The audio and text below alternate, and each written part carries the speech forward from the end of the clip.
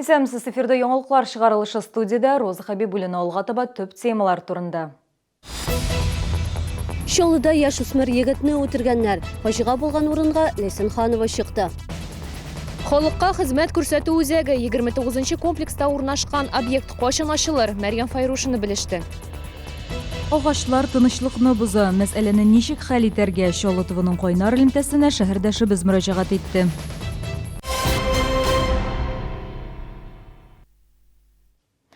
Шоллыда яшүсмер егетне үтергәннәр фаҗига 2 сентябрьдә кич белән була. Тикшерү бүлегендә хәбәр итүләренчә, бер төркем яшьләр һәм 29 яшьлек ир-ат арасында конфликт килеп чыга. Лейсан Ханова сюжеты. Фажиға кишке 8-ләр тирәсендә КамАЗ мәдәният сараеннан ерак түгел урында булган. Ашыгыш ярдәм машинасы килеп җиткәнче егет урында жан биргән. Безнең чыганаклардан алынган мәгълүматларга караганда 17 яшьлек егет тулы гаиләдә тәрбияләнгән. Шәһәрдәге күллиятларның берсенә әле быел гына укырга кергән булган. Бу кичне бәла булыр дип беркем дә уйламаган. Открыла полный экран, начала как бы наблюдать. Ну там уже была скорая, уже вызвали это самое, милицию.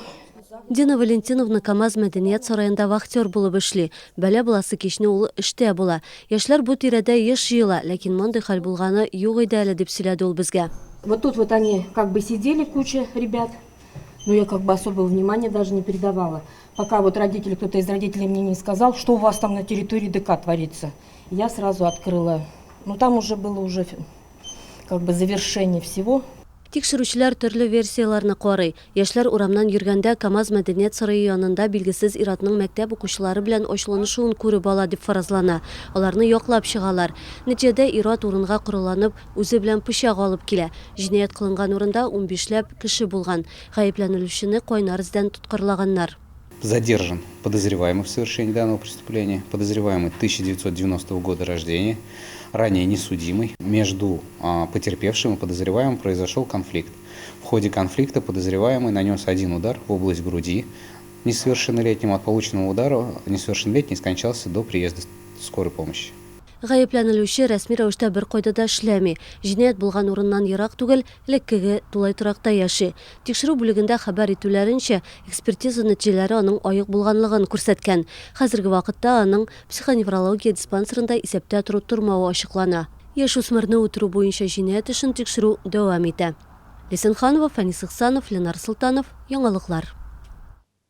Оңайлы җәяүле юлы һәм төзекләндерелгән территория. 29 комплекста яшәүчеләргә бу оңайлыклар турында әлегә хыялланырга гына кала.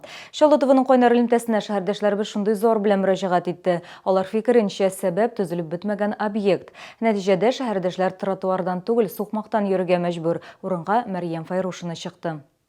Бу бина 29-15 һәм 29-17 йортлары арасында урнашкан. Аны берничә ел элек төзи башлаган булганнар. Эш әле дә төгәлләмәгән. Бина һәр яклап киртә белән уратылган. Объект турында мәгълүмат махсус тактада язылган. И очень-очень неудобно, да.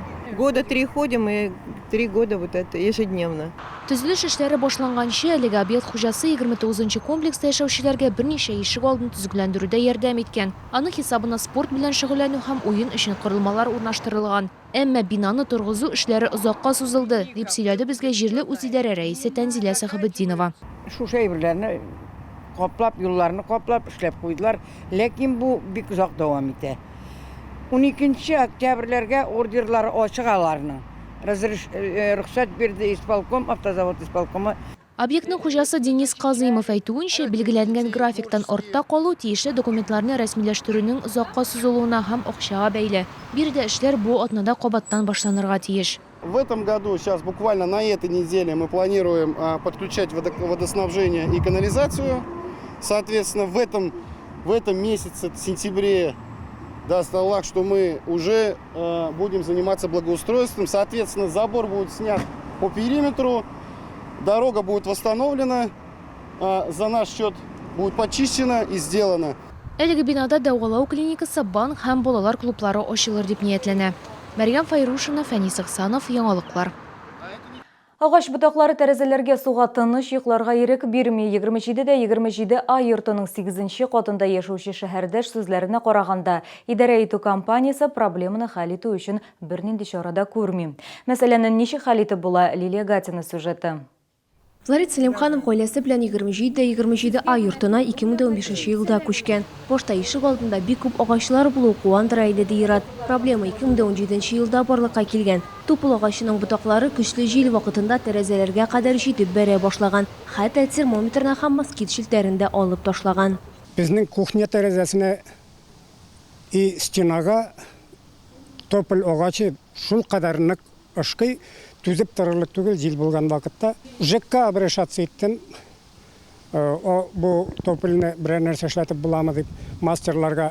Алар заявление принимать итмәделәр. Без моны каранировать итәргә тиң, нәрсә дип шуның башын кистерергә планга куярбыз 18 елга диделәр. Ул эш эшләнмәде. Әлеге хәлгә ачыклык кертү өчен без Челныстрой ремонт идарә итү компаниясына мөрәҗәгать иттек. Белгечләр әйтүенчә, тупыл агачларын кистерү өчен Иратка 27 ай йортында яшәүчеләрдән имзалар җыярга киңәш иттеләр. Если требуется, значит, снос деревьев или кронирование, мы обычно пишем заявление на имя Абдуллина, чтобы дали нам разрешение на снос этих деревьев. А если какие-то ветки, значит, мы их делаем санитарную обрезку осенне-зимний период. Это у нас выходит в октябре месяце.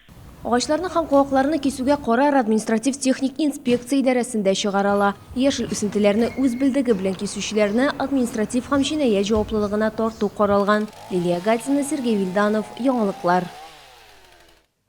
Әгәр сезне берәр проблема борчыса яки шатлыклы хәбәр җиткерәсегез килсә, безнең редакциянең кайнар элемтә телефонына шалтыратыгыз. 51-31-31 номеры тәүлек буена эшли.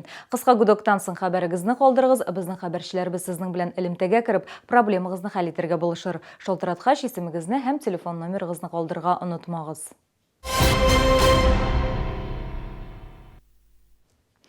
Шоллы Татар дәүләт драма театрында «Мирас» угы спектакленең репетициялары башланды. Аны сәхнәгә куюда театр артистлары Шулпан Садыхова белән Энҗе Шихапова башлап йөри.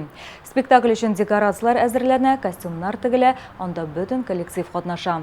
Спектакль исеменнән күренгәнчә «Мирасны саклау» темасына багышлана. Ул балалар өчен әзерләнә. «Мирас» угы спектакле театр откан грант ярдәмендә сәхнәгә куела.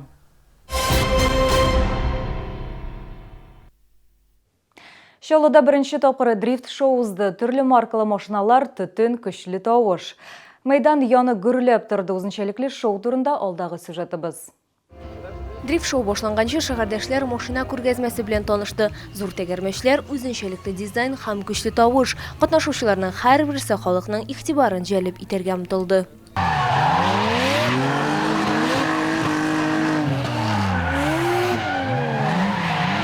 Дрифт шоу Шоллыда беренче тапкыр оештырылды. Гади тел белән әйткәндә, бу борылышларга зур тизлектә керү, машинаны оста итеп бетереп алу шул ук вакытта бер каяда бәрелмәү дигәнне аңлата.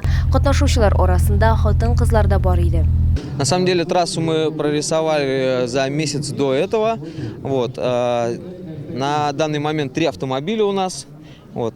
А вообще в дисциплине их гораздо больше. Вот. На сегодняшний день мы подумали, что на такой вот пятачок достаточно 3 машин.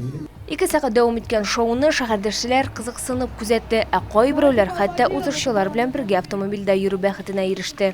Җылы иттереп киендек тә инде килдек карарга, һәм менә кояш та чыккач әзрәк җылытты.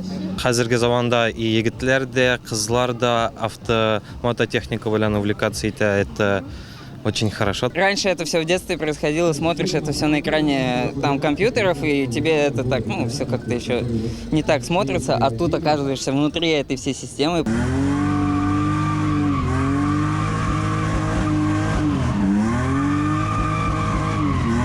Оештыручылар мондый шоуны алга таба да уздырырга ниятли. Программа тагын да баетылачак дип ышандырды алар.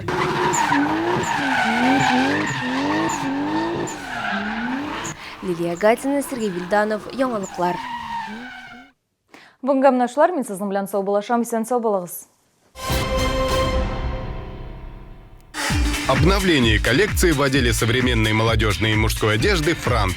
Торговый центр «Тулпар», 2-й этаж.